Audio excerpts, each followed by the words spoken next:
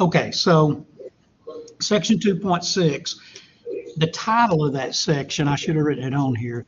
The title of section 2.6 is combinations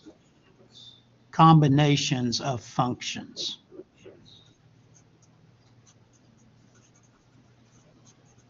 And we're going to look at a couple of different types of combinations of functions.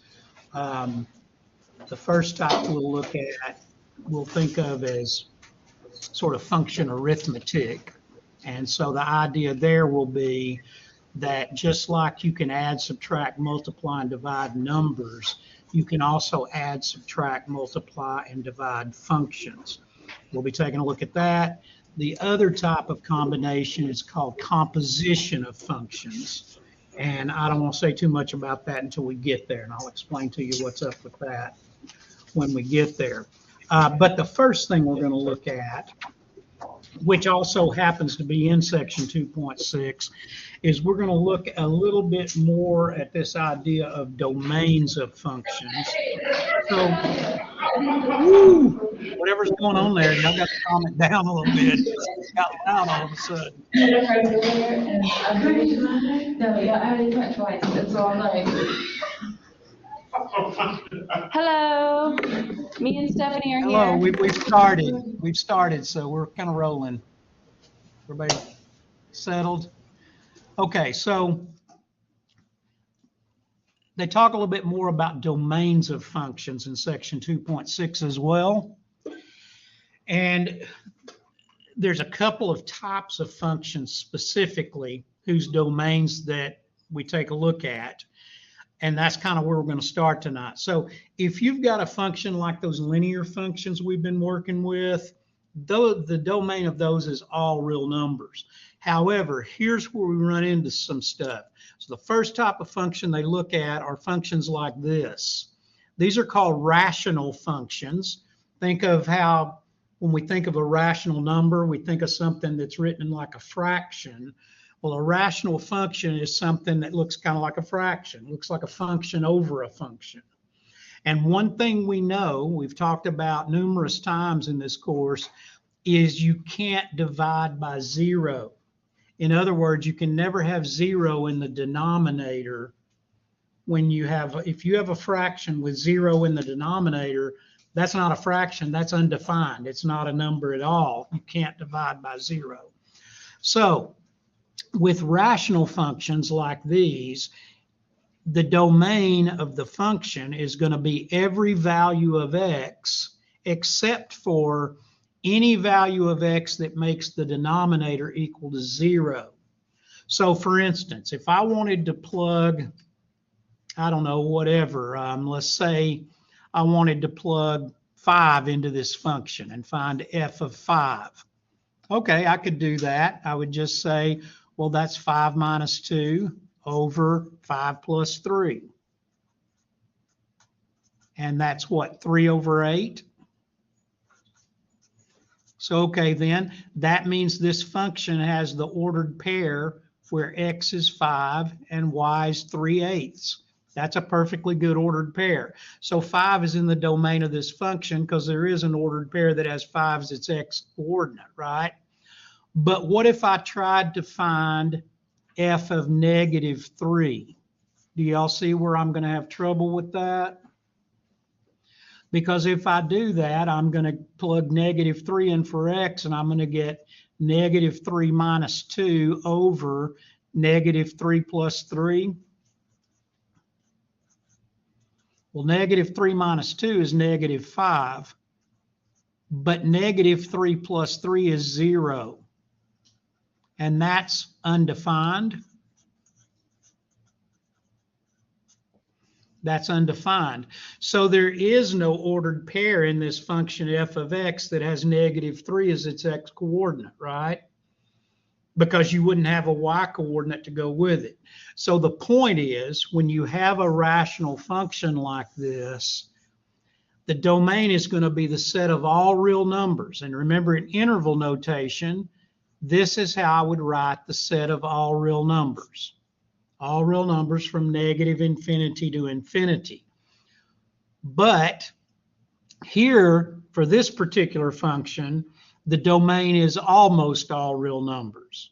It's all real numbers except for -3, because you can divide any number by any number except you can't divide any number by 0. So the domain here then,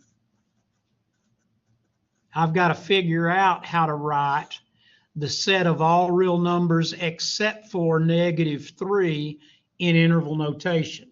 And so the easiest way to figure out how to do that is probably to draw the number line graph. So, you know, headed to the left, we're headed in the direction of -infinity. Headed to the right, we're headed in the direction of +infinity. You know, if this is 0, maybe this is -1, -2, -3. And of course, 1, 2, and 3, and so on. So think about it this way. If I wanted to draw the number line graph for the set of all real numbers from -infinity to infinity, I would just shade in the entire number line, right? Including the arrows. Remember, we never use square brackets around positive or negative infinity. So that's what the number line graph would look like if I wanted all real numbers. Well, I almost do, except I've got to stop just before I get to -3. So if I put a rounded parent there, that says this domain goes from -infinity up to whatever, -3.0001, for example, but stops before I get to -3. But then once I get past -3, everything after that is also in the domain, right? So I also need a rounded parent on the other side of -3 to say, look, -3 is not in the domain, but -2.999 is, right? And all the way on to infinity. So when you're asked to give the domain of this function, you would say that this is the domain from -infinity to -3,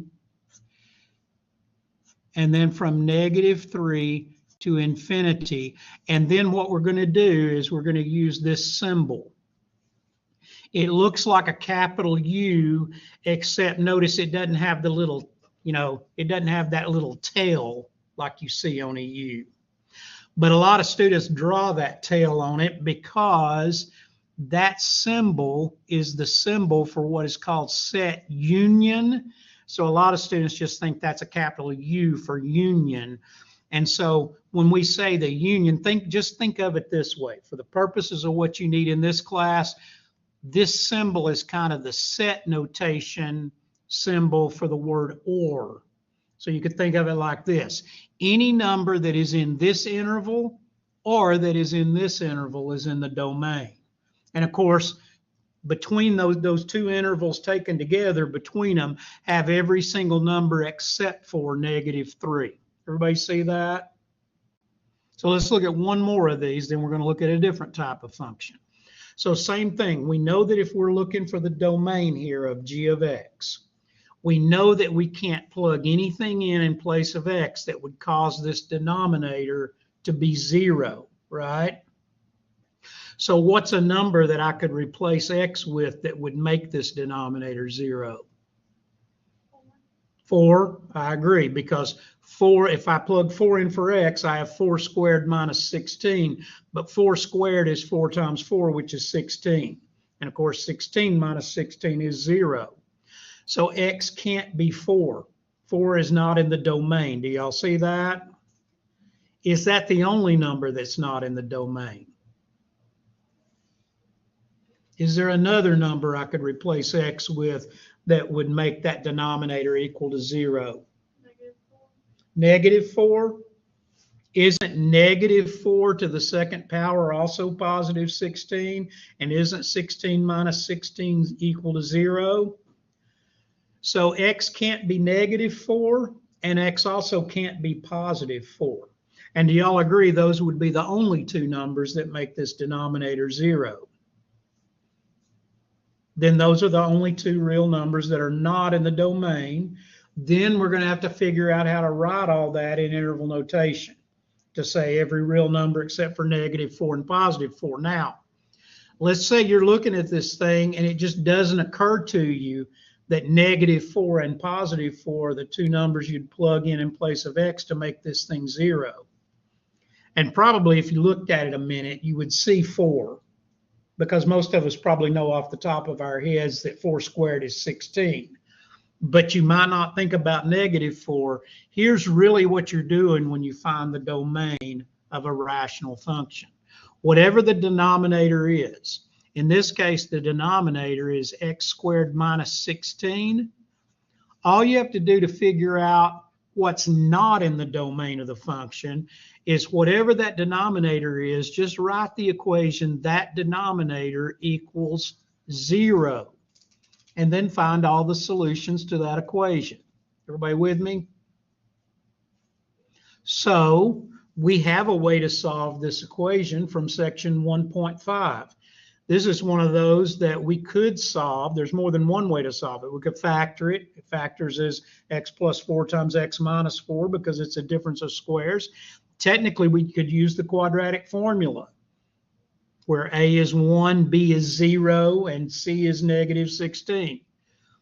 But probably the easiest way to solve this particular equation is one thing we did in 1.5 is we used that square root property where we could just add 16 to each side, in which case we get x squared by itself equals 0 plus 16 is 16.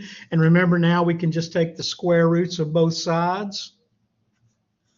And remember that 16 has both a positive and negative square root. Of course, the square root of x squared is x. The square root of 16 is 4, so x equal plus or minus 4.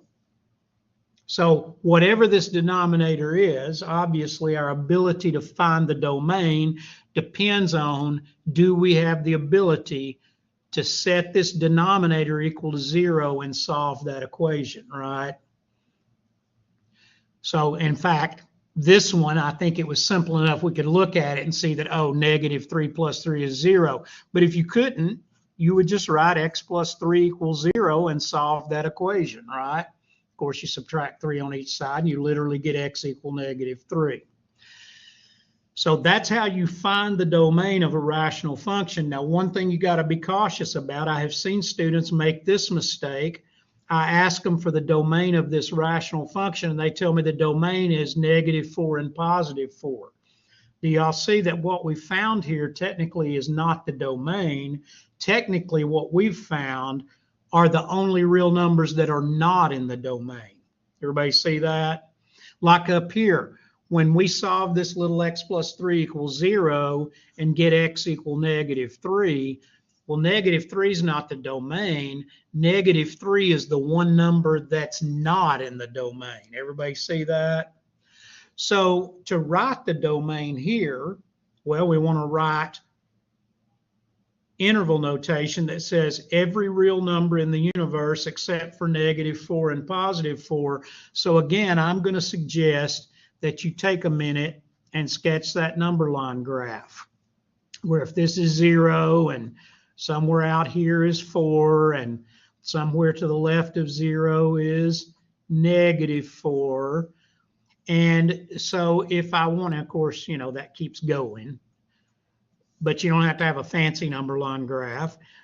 If I shade everything from -infinity to +infinity, that's the number line graph of the set for the set of all real numbers. But we need to cut -4 and +4 out of that set. Do y'all see that? So just like we did before, I need to have a rounded parent on either side of -4 to say that our domain stops just before we get to -4, but it starts back as soon as we get past -4. But then I'm also going to need a similar set of rounded parents around +4. Do y'all see that?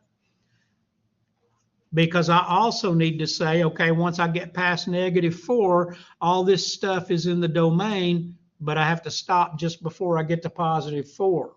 But as soon as I get past +4, everything after that's in the domain.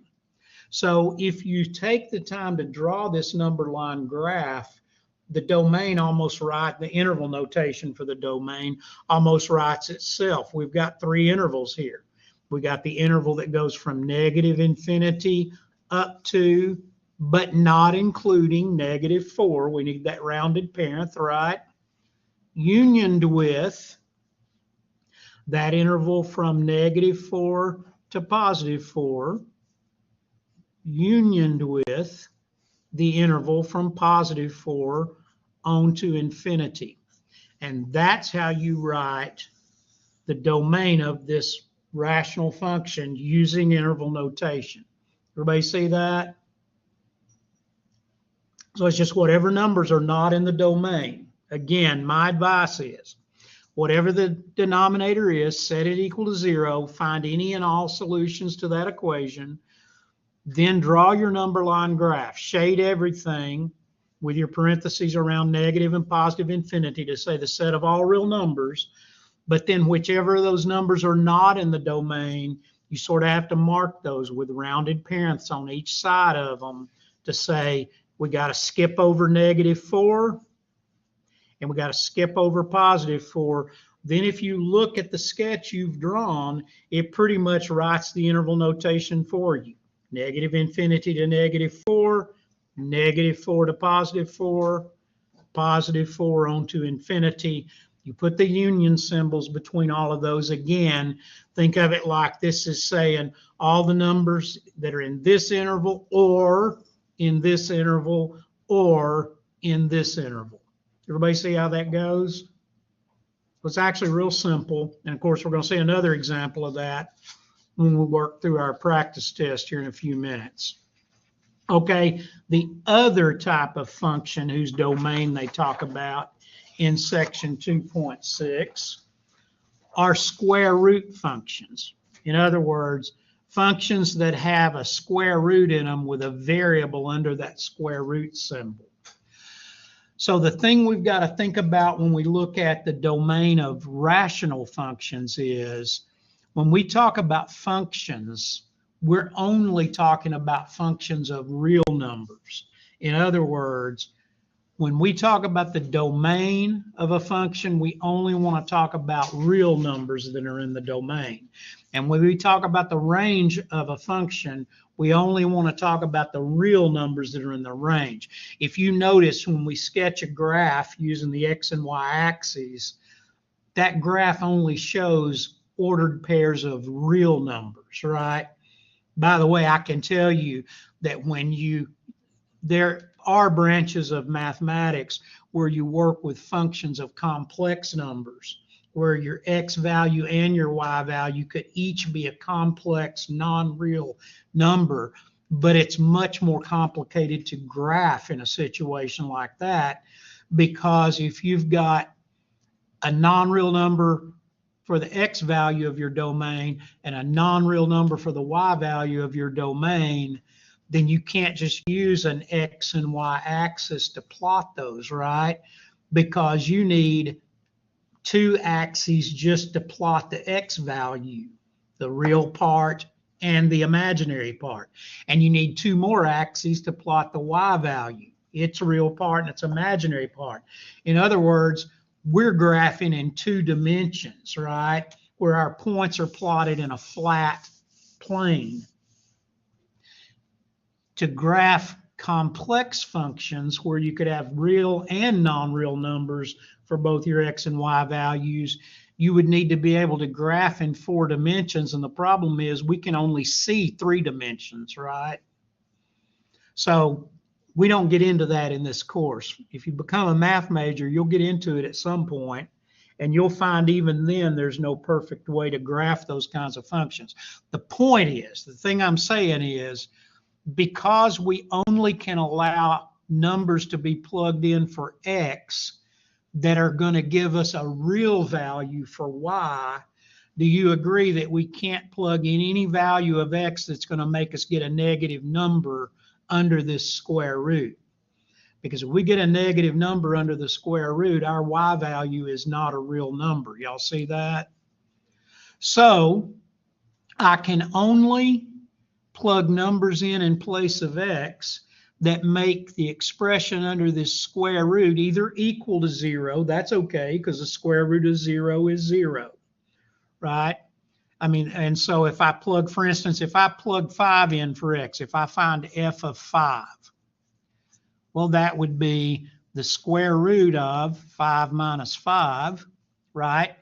Which is the square root of 0, but that's fine. The square root of 0 is a perfectly good real number. It's 0. That's a real number. That just tells me that the ordered pair 5, 0 is one of the ordered pairs in that function, right? And you can also see, if you look back at the function, if I plug in any number bigger than 5, that's going to be okay, right? Because if I plug a number in bigger than 5, I'm going to get a positive number under the square root. And the square root of every positive number is a real number. What I can't do is I can't plug anything in place of x that's going to make me get a negative number under this square root, because that would not be a real number. So the simplest way to find the domain of one of these square root functions is to do this. Whatever that expression is under the square root symbol, write this little inequality. Now, we kind of skipped over 1.7, but we went back and looked at sort of some basics of it, and we only need very basic understanding of that to do this. We can only allow values of x to be plugged in, and we can only allow numbers to be plugged in place of x that make that expression x minus 5 either greater than or equal to 0. Do y'all see that? That's it. That's the key to doing these. Every one of these rational functions like this, whatever that expression under the square root is, you need to write that little equality. That expression, in this case, x minus 5, is greater than or equal to 0. And we need to solve this. And all we need to do is just like solving x minus 5 equals 0. Just add 5 to each side. And when we do, we get x is greater than or equal to 0 plus 5 is 5. That domain, all we got to do now is figure out how to write that in interval notation. And again, if you don't know how to write this in interval notation off the top of your head, that's okay. Draw the number line graph. And it doesn't have to be a fancy graph. We know that somewhere on that number line is the number 5. Do you agree that if I shade everything to the right of 5 going towards infinity, that is the set of all the real numbers that are greater than 5? Now, in this case, because x has to be either greater than or equal to 5, that means 5 itself is in the domain, so I'm going to need a square bracket there. Everybody see that? So, okay, the interval notation is almost written itself. The domain is the interval from 5 to infinity. Again, with that square bracket around the 5, because if this was just x is greater than 5, we'd have a rounded parent. But this says if x is greater than 5, it's in the domain, or if x is equal to 5, which means 5 itself is in the domain. So we need that square bracket. Everybody see this? One more example. A very similar problem. The one you're going to see on the test is also a very similar problem to these. So we want to know the domain of this function. G of x is equal to the square root of 3x plus 2. Well, I can't plug any value of x into this function that's going to make 3x plus 2 less than 0. So to find the domain, I need to write 3x plus 2 is greater than or equal to 2. What was it? Yeah, 3x plus 2, I'm sorry, is greater than or equal to 0. And I want to solve that. That'll tell me all the values of x that are okay to plug in here, right? And of course, if you remember our shortcut, you probably can see that I'm going to get x is greater than or equal to negative 2/3. But if you don't see that, that's okay. Just solve it. Subtract 2 on each side. That gives us 3x is greater than or equal to 0 minus 2 is negative 2. And then divide each side by 3, right? And so now we have x, Let me come up here where I got a little more room. Now we have x is greater than or equal to negative 2/3. Well, that's our domain. So if you wanted to draw the number line graph, maybe after you've done a couple of these, you'll kind of see what that interval notation looks like, but don't take chances. Somewhere on this number line graph is negative 2/3. If I want x is greater than negative 2/3, I would shade everything to the right of that, going toward infinity.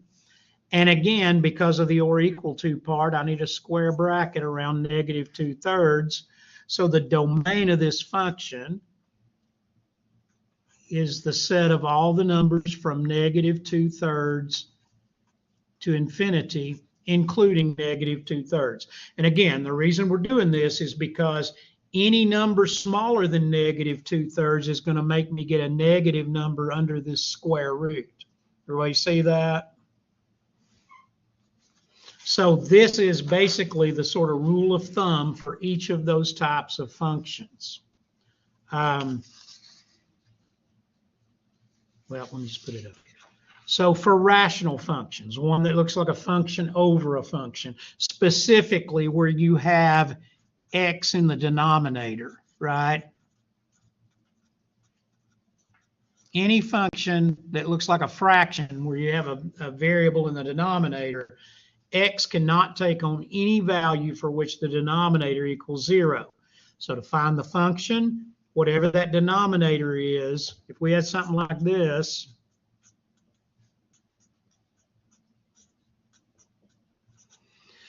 so here there's a little bit of difference in what we're doing when we find the denominators for these the domain for these types of functions. Here, we're going to figure out what value of x makes that denominator, x minus 2, equal to 0.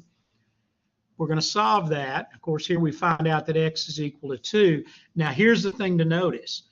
With these rational functions, when you set that denominator equal to 0 and solve that, this is not giving you the domain. It's giving you everything but the domain. Do y'all see that? We're finding the domain indirectly. We're not finding the domain. We're finding the only thing that's not in the domain. And then we've got to say, okay, then the domain is all the real numbers except for, in this case, 2. Do y'all see that? Whereas with these square root functions, the trick there is x cannot take on any value for which that expression under the square root is less than 0.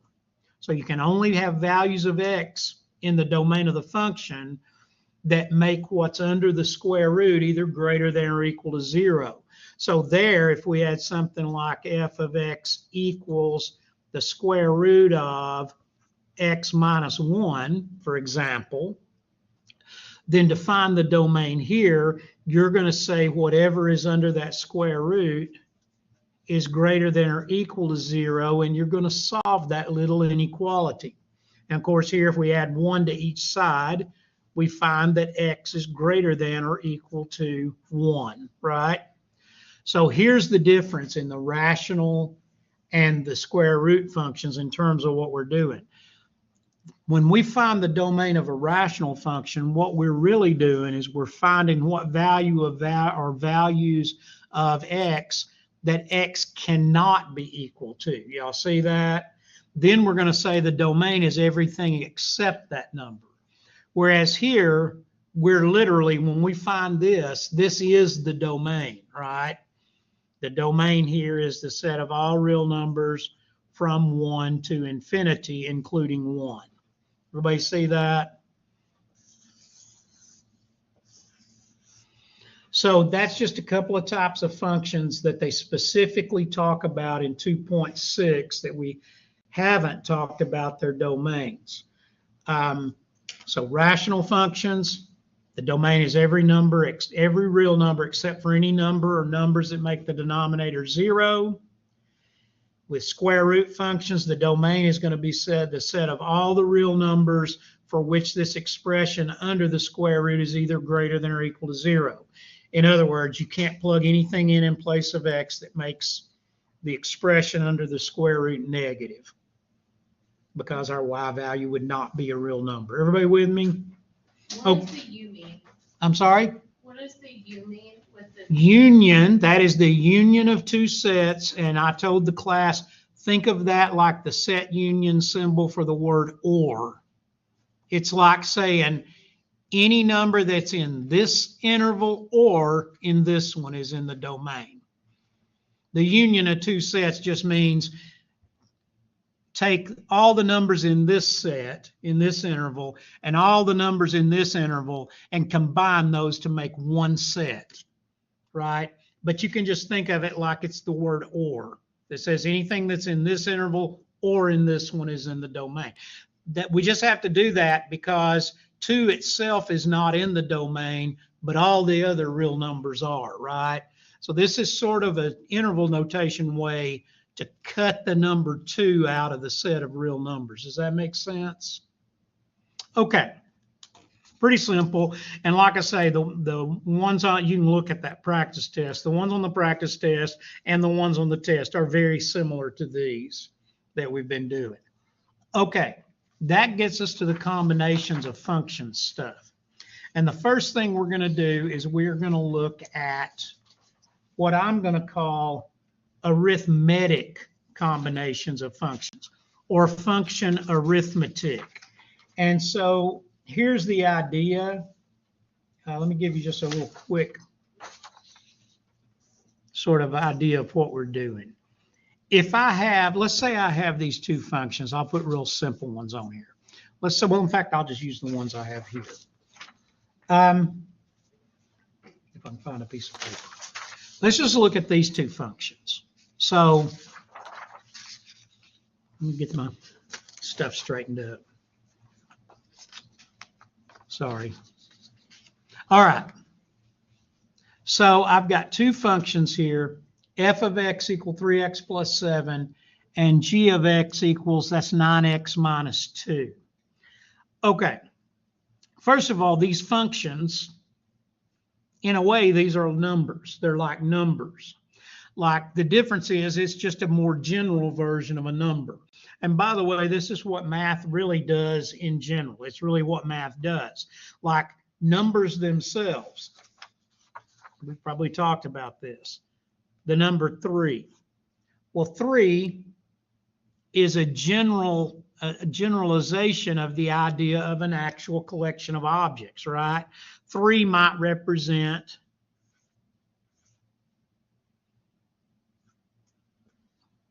how many pennies I have in my pocket.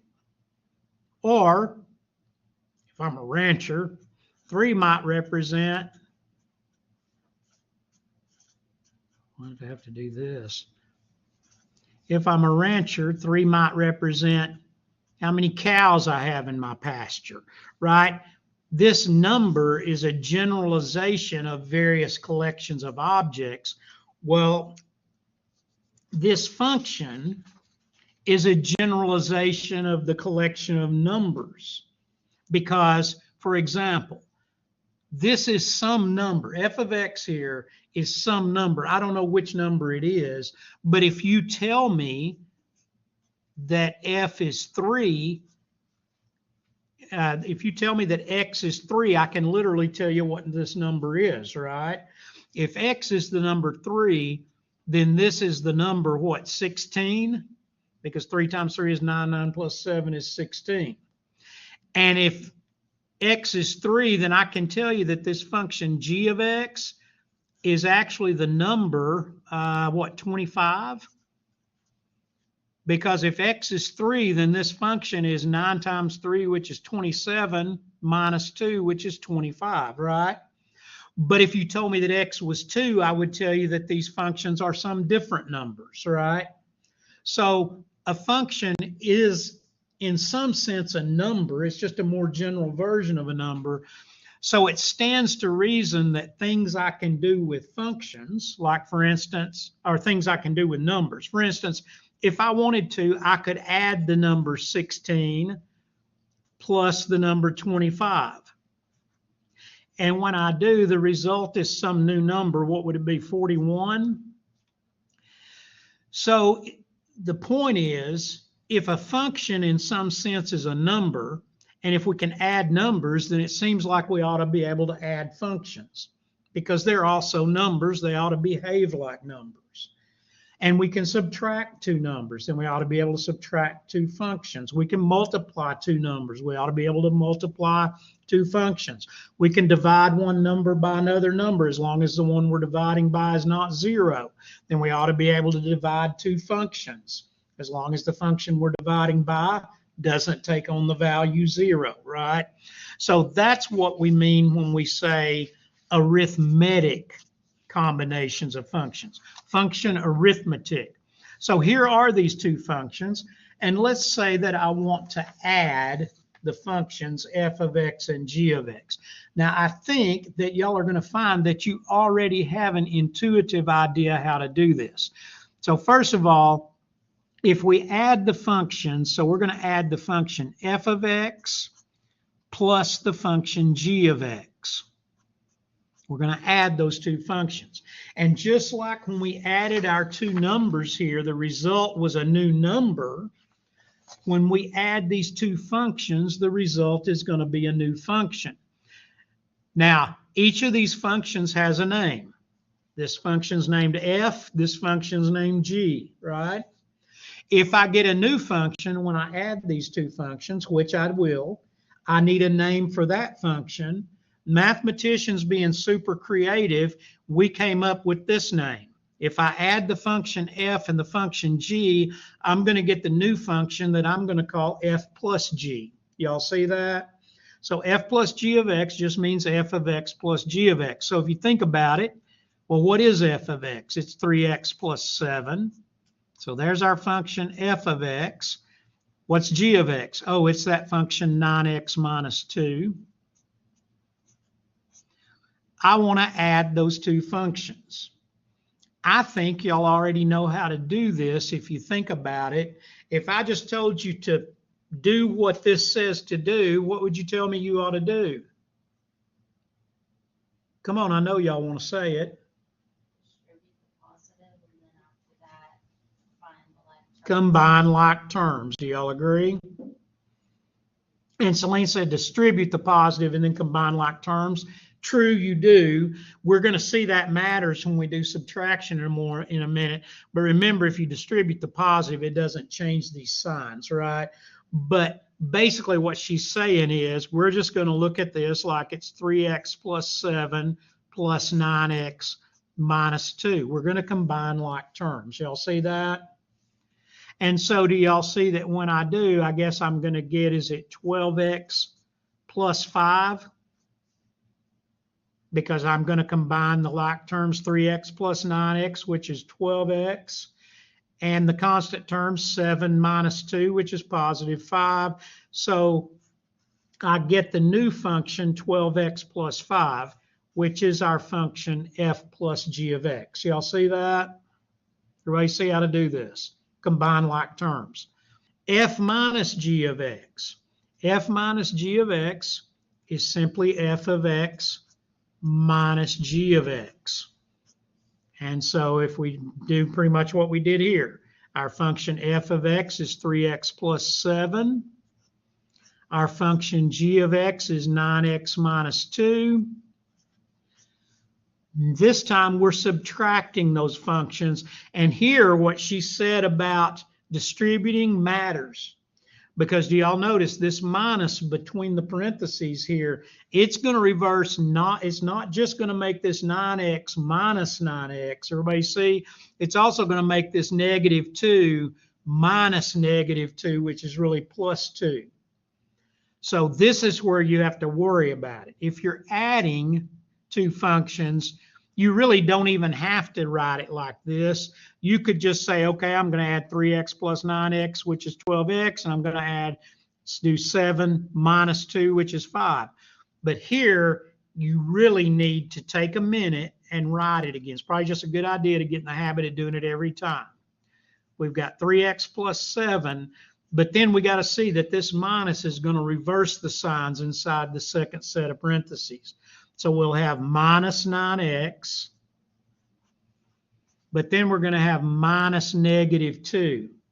And negative times negative is positive. So minus -2 is really +2. Everybody see that? So we have 3x minus 9x, which is -6x. And then we have 7 plus 2, which is +9. Everybody see? And so -6x plus 9. So we found f plus g of x, where we added the two functions. We found f minus g of x, where we subtracted the two functions. We also could talk about f times g of x. By the way, I wrote it f dot g of x. Sometimes you'll see it written this way, just fg, because, if you got two things bumped up against each other, it means multiply, right? So f times g of x is literally just f of x times g of x. And so if we look back up here at our functions, I know they've disappeared off the page. Remember, f of x is 3x plus 7. G of x is 9x minus 2. So we're still working with those same functions. Then f of x times g of x would be 3x plus 7, which is f of x, times 9x minus 2, which is g of x. And I think y'all also already know how to multiply these two functions. What would you do? You would FOIL, right? FOIL, or distribute. It's just like multiply. It is multiplying, right? And so we do 3x times 9x, which is what, 27x squared? Then we do 3x times -2, which is -6x. Then we do 7 times 9x, which is +63x. And then we do 7 times -2, which is -14. And then we're almost done. We have to combine these like terms here, right? So we get 27x squared, -6x plus 63x. I believe that's +57x, right? -6 plus 63 is +57. So we get +57x minus 14. And that is our new function, f times g of x. Everybody see how to do that? So when you multiply functions, you just distribute. And of course, if they happen to have exactly two terms each, that just is, you can think of it as FOIL. So when you add and subtract functions, you're combining like terms. When you multiply functions, you're distributing. So these are models that we sort of already know. And then we also could talk about what happens if I divide the functions f divided by g of x. Now, it is possible to literally divide functions. And in the next chapter, we're going to learn how to do one type of actual division where we actually divide one function by another. But here, we're just going to do it kind of symbolically. F divided by g of x is just the function we would get if we just did f of x over, or divided by, g of x. So I'm just going to literally put f of x, which is 3x plus 7, over g of x, which is 9x minus 2. And we're just going to say that that is f divided by g of x, which it is. Like, I haven't literally done the division. We haven't learned to do that division. Again, we're going to learn to do one type of function division a little bit later, but this is all we have to do. Now, in your text and in your homework, they always act like it's super important to say that f divided by g of x is equal to f of x over g of x, so long as g of x is not equal to 0. In other words, they always point out that whatever this thing is on bottom, you can't plug anything in for x that makes the denominator 0. But this is the function f divided by g of x. But do you see that the number 2/9 is not in the domain of that function? Because if you solve that denominator, 9x minus 2 equals 0, and you solve it, you add 2 to each side and divide by 9, you see that if x is equal to 2/9, you're going to get 0 in the denominator, right? But that doesn't change the fact that this is the function f divided by g of x. It just means you can't have any value of x that makes that denominator 0 in the domain, right? It's still a function, it's just its domain is not quite all real numbers. Everybody see that?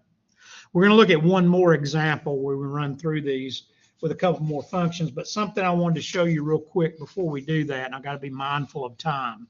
So looking at these same two functions earlier, and we said, well, if x is 3, then f of 3 is going to be 16, because 3 times 3 is 9, 9 plus 7 is 16. G of 3 is going to be 25, because 9 times 3 is 27, and 27 minus 2 is 25. If we go back to where a minute ago we found f plus g of x, if you look back at your notes, you'll see that f plus g of x turned out to be 12x plus 5, where we combine the like terms. Let's take a look at what happens if we do f plus g of 3. In other words, that's saying plug the number 3 into this function f plus g of x. In other words, I would just need to plug 3 in place of x there. That would be 12 times 3 plus 5. What do you want to bet we're going to get? 41, right? 12 times 3 is 36. 36 plus 5 is 41. So instead of finding f of 3, then finding g of 3, then adding those numbers together. So let's see how many, if we want to find f of 3 and then find g of 3 and add those two numbers together, let's see how many operations that takes. So we'd plug 16 in here, we'd multiply 3 times 16, that's one operation. Then we'd add 7, that's 2 operations. And now we got the number 16. Then we would need to plug 3 in here. And we'd multiply 9 times 3, that's our third operation. And then we'd subtract 2, that's 4 operations. That would give us the number 25. Then we would do one more operation where we add 16 plus 25 to get 41. So it takes us 5 arithmetic operations to do that.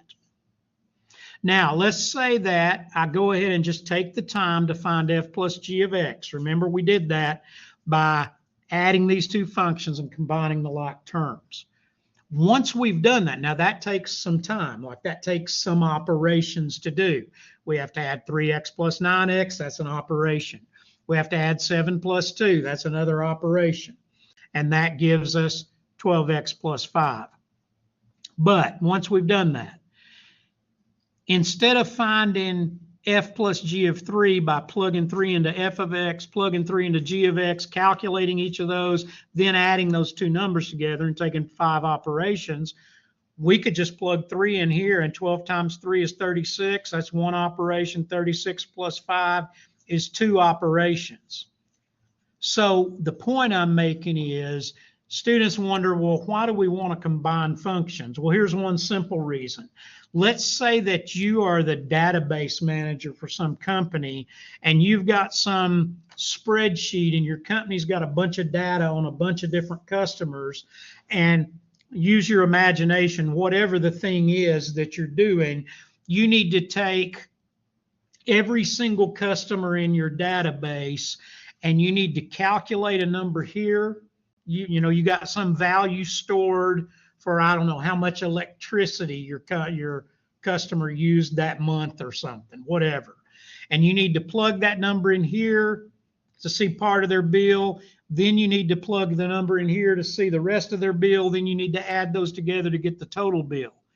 Well, then if you've got 1,000 customers, to calculate the bills for those 5,000 for those 1,000 customers takes you 5,000 computer operations.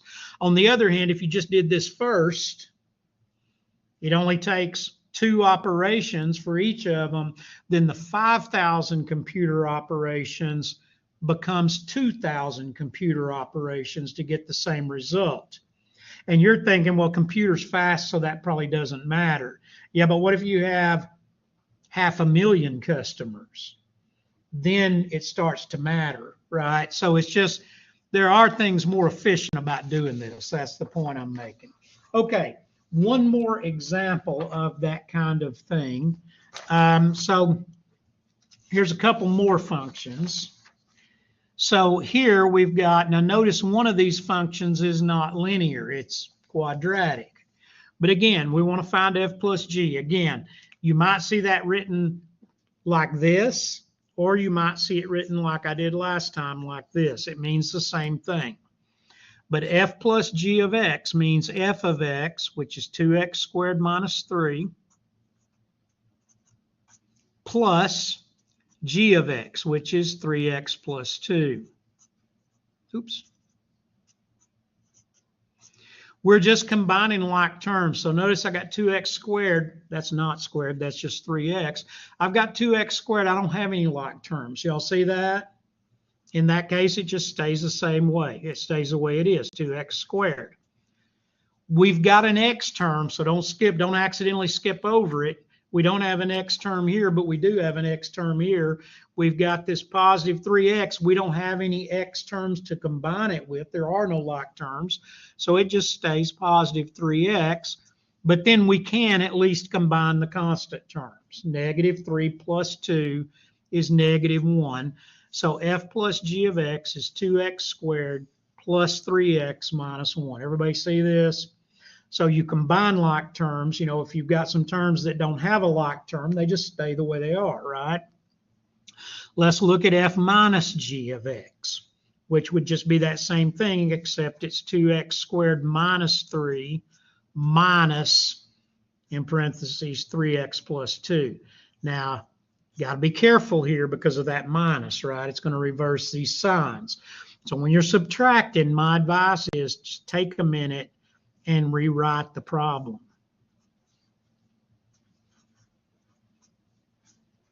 Does everybody see why the signs here are what they are? Because this is negative 3x, and then, of course, the negative of positive 2 is negative 2. Think of it like this. This negative sign reverses the sign of every term in those parentheses, right? And so, but again, I'm just combining whatever terms are like terms. I got 2x squared. There is no like term to combine it with. I've got minus 3x. There is no like term to combine it with. But I can say negative 3 minus 2 is negative 5. So 2x squared minus 3x minus 5, that's f minus g, or f minus g of x. Everybody see? F times g, that means we're going to multiply f of x, which is 2x squared minus 3, times g of x, which is 3x plus 2. And again, we're just distributing. 2x squared times 3x. Well, 2 times 3 is 6. Make sure you're careful with your powers here. X to the second times x to the first is x to the third. So 2x squared times 3x is 6x to the third. Then I got to do 2x squared times positive 2, which is positive 4x squared. Then I've got to do negative 3 times 3x, which is negative 9x. Then I've got to do negative 3, oops, where'd I go? Negative 3 times positive 2, which is negative 6. If I had any like terms, I would combine them, but notice I don't. So it's already simplified. I'm done. Everybody see this? Everybody good here? Then finally, f divided g. Well, that would just be f of x, which is 2x squared minus 3 over g of x, which is 3x plus 2. And that's the function f divided by g of x. And of course, Negative 2/3 is not in the domain, because if I replaced x with negative 2/3, I'd get 0 in the denominator. Everybody see how those go? So I think that's pretty straightforward, because I think we kind of already know how to do them. You add and subtract functions by combining like terms. Be careful with your signs if you're subtracting. We multiply functions by distributing. It's just multiplying. Whatever these things are, you distribute, or FOIL, however you view it. Dividing, we certainly don't have to worry about that, because right now all we're doing is putting the function f over the function g. And of course, if we might have been asked to find the function g divided by f. That would be the same thing. It's just we'd put the function g on top and the function f on bottom. So that stuff's simple, right? You just got to make sure you don't make mistakes when you combine like terms, or, you know, FOIL, distribute and combine like terms and stuff, okay? Finally, the last type of combination of function that we talk about in 2.6, this is called composition. Let me write it up here. Composition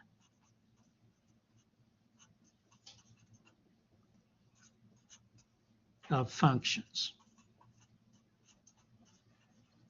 So we're going to compose two functions, and that is just one other way we can combine functions. It's a little different than the function arithmetic. The symbology you always see when you're being asked to compose two functions is you see this notation. So here's our functions, f of x and g of x. It's those same two that we were working with when we first started doing the function arithmetic. This is a little circle. It just looks like f circle g of x. We would read that f composed with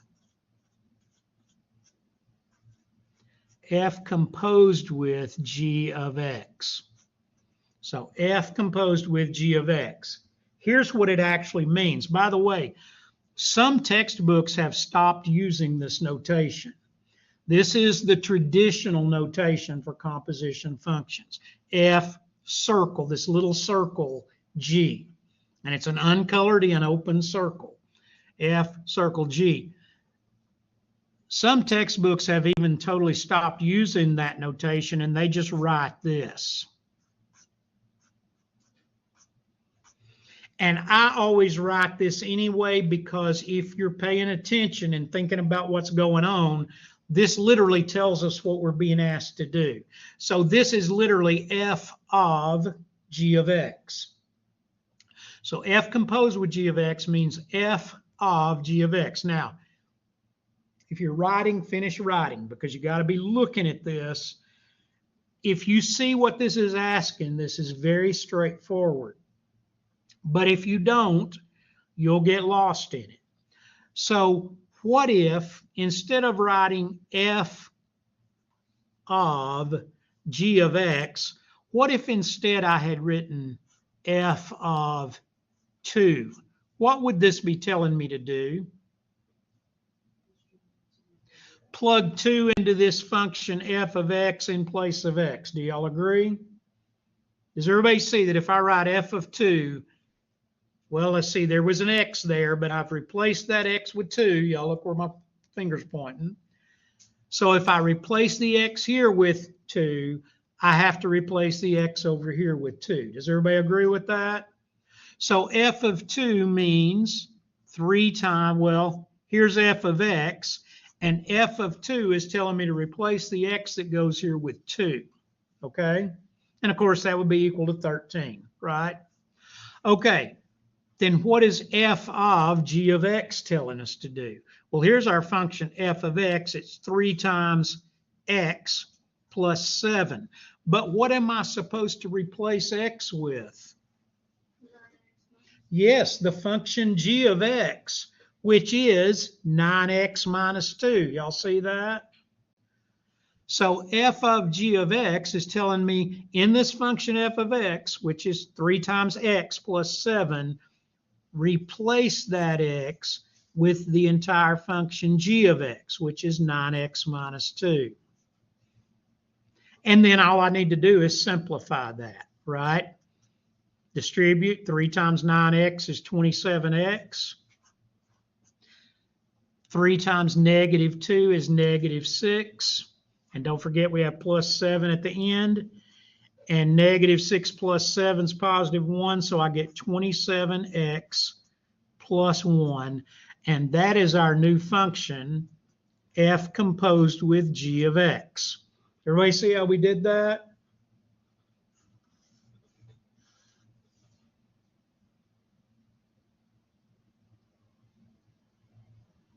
Okay, here's another one. So it's using the same f of x, 3x plus 7, and the same g of x, 9x minus 2. This time it's telling us to find g composed with f of x, which literally means find g of f of x. So what is this telling us to do? Well, it says write out our function g of x, which is 9x minus 2, except the x that goes here, what am I supposed to replace it with? The entire function g of x, which is 3x plus 7, right? I'm seeing some blank stares. I don't know if that's because you don't get it or you're just eagerly anticipating me doing that. So look. So you plug in f of x. Right? Yes. Again, if this, instead of saying g of f of x, if it said g of 2, do you agree I would need to plug 2 in here? Yeah. But it doesn't say g of 2. It says g of f of x, which means I need to plug the entire function f of x in here. Okay, because you said plug in g of x, not f of x, just a second ago. Well, back here I did. Did I say that now? Yeah, you just said it. Yeah, that's just because I'm getting old and senile and sort of. Okay, I was just clear. But thank you for doing that because I'm sure I confused the hell out of people. So yeah, here I've written out the function g of x, which is 9x minus 2, and I'm supposed to replace it with the entire function f of x, which is 3x plus 7. Everybody see that? And then it's just like before, I need to simplify that. And so 9 times 3x is 27x. 9 times 7 is positive 63. Don't forget we have a minus 2 out here. And so we get 27x plus 61. 63 minus 2 is positive 61. And this is the new function, g composed with f of x, right? Everybody see that? Something to notice here. Oh, yeah, thank you for telling me. Okay, so does everybody see what I did there? I just went ahead and combined 63 minus 2. So I get 27x plus 61. That's g composed with f. So we have f composed with g of x, which is 27x plus 1. We have g composed with f, which is 27x plus 61. Notice that f composed with g and g composed with f are not equal. Do y'all see that? They're not the same. This actually is kind of an important thing to know. Composition functions is not commutative. When we say that some operation has the commutative property, like for instance, addition is commutative, right? 3 plus 2 is the same thing as 2 plus 3. Everybody with me there? And in fact, if you go back to where, let me see if I can get back there. If you go back to where we were adding these functions, f of x plus g of x, well, guess what? Addition of functions is commutative. In other words, if I had written 9x minus 2 plus 3x plus 7, if I had written these backwards, I would have still gotten the same answer, right? But I wouldn't get the same answer when I did f of x minus g of x as I would get if I did g of x minus f of x, right? That's because subtraction's not commutative, but addition is. So multiplication's commutative, like 3 times 5 and 5 times 3 are the same thing. Well, guess what? 3x plus 7 times 9x minus 2 is the same thing as 9x minus 2 times 3x plus 7, right?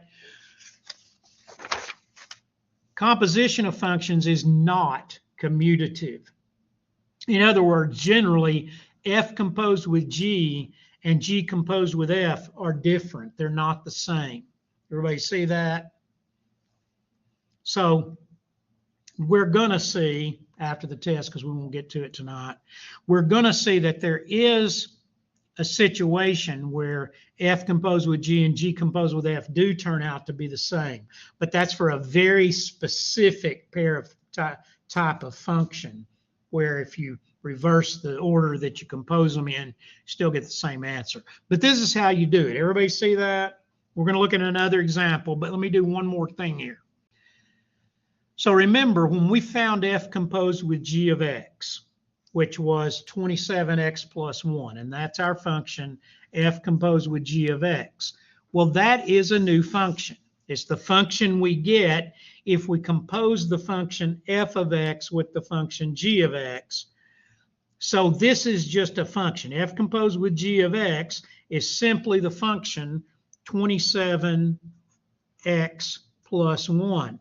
So if I'm asked to find f composed with g of 3, what's it telling me to do? Isn't it just telling me to plug 3 into that function f composed with g of x in place of x? And 27 times 3 is what, 81? And 81 plus 1 is 82. So f composed with g of 3 is equal to 82. So in other words, once we find f composed with g of x, now that's a function and we can plug values into it. Everybody see that? Sorry, you could see it if I raised it up. Everybody with me there? Okay, let's look at one more example of this, doing this kind of thing. And then we're going to take our break. So this is the pair of functions we did, the second example we did when we were doing the function arithmetic. So, okay, we got f of x is 2x squared plus 3. G of x is 3x plus 2. We want to find f composed with g of x. If I were you, I would always, if it's not already written that way, if they're using this function notation, I would literally physically write down f composed with g of x, because that helps you see what you're supposed to do. It says I need to write out my function f of x, which is 2 times x squared plus 3. But then y'all look what I'm underlining here. That is telling me to replace this x with the entire function g of x, which is 3x plus 2. Does everybody see what I've done first? Because now we got to figure out how to simplify it. But this is f composed with g of x. You need to simplify it. To do that, you're going to have to, you can see that the part that's going to make this a little more involved to simplify than what we did a minute ago is you've got to deal with this 3x plus 2 all raised to the second power part, right? So you're going to have to literally do that. And of course, remember, that's not just 3x squared plus 2 squared. We've talked about that. 3x plus 2 in parentheses squared means 3x plus 2 times 3x plus 2. And I'm going to make a note here. I'm about to do some scratch work. So in other words, this is an f composed with g of x. I've got to do this first, and do y'all see that once I do, I'm going to then have to multiply 2 times all of that and then add 3. So this is some intermediate work I got to do along the way to simplify this before I can simplify the whole thing. So of course we're foiling. 3x times 3x is 9x squared. That's here. 3x times 2 is positive 6x. 2 times 3x is another positive 6x. And finally, 2 times 2 is positive 4. And you see that when you combine those, you're going to get 9x squared plus 12x plus 4. So remember, that's not f composed with g of x. That's the part that I've got the little box around here. So now I have 2 times all that, which is 9x squared plus 12x plus 4. And then don't forget, we got plus 3 out here. So you can see we're still working on this thing. Now we got to distribute this 2. 2 times 9x squared is 18x squared. 2 times 12x is positive 24x. 2 times positive 4 is positive 8. Don't forget we got a plus 3 out here. And so we end up with 18x squared plus 24x. And then 8 plus 3 is positive 11, so plus 11. That is our new function, f composed with g. So you can see that what we did was the same thing we did with the last example. We just replaced the x in that function f of x with the entire function g of x. It's just that now we had to do a little bit more work to simplify it than we did the last time, right? It requires us to FOIL 3x plus 2 with itself first as part of the process of simplifying. So that's f composed with g. G composed with f. Well, that's g of f of x. You know how we said that when you do f composed with g, it's generally different than g composed with f? This is going to really point out how different it can be, because f composed with g here, we had to do a fair amount of algebra to simplify that.